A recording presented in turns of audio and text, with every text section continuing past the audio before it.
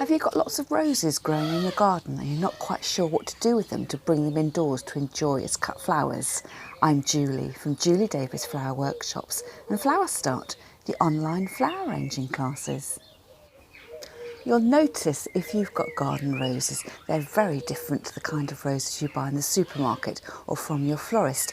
Now this rose here is on quite a long straight stem, but it's got lots of leaves on it, and also if I hold it up to the camera, just look at all those prickles.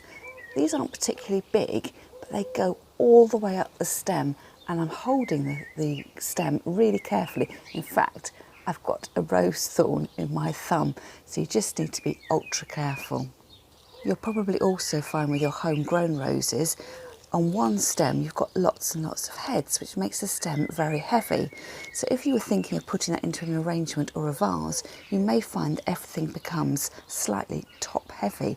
So my advice is to cut your flowers short and have one stem just simply arranged in a vase and just enjoy it for what it is.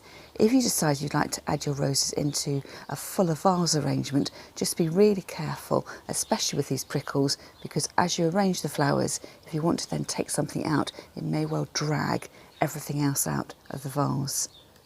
So with this flower here, first of all, you've probably spotted I've got a rose that's gone over, so I need to cut that away and just make sure everything is looking really perfect. So these two blooms are in full flower.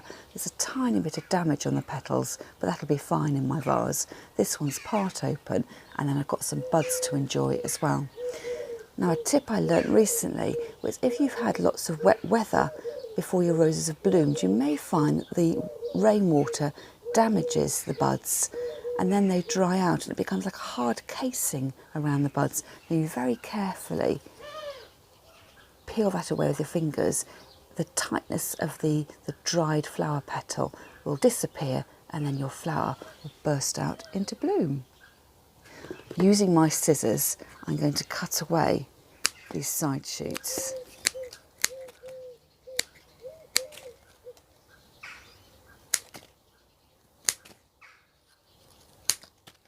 And then you can see all the thorns.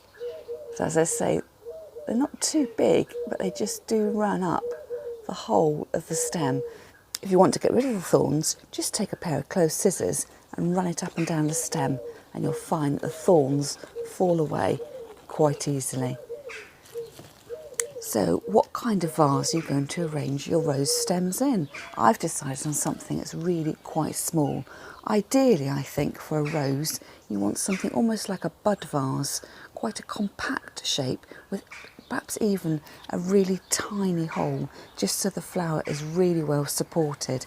So I'm going to hold my flower up against my little jug here, decide how high I want the flowers to pop up above, and then recut the stem accordingly. So I do this with a nice sharp cut on the diagonal so that the water can get through and up into the flower heads.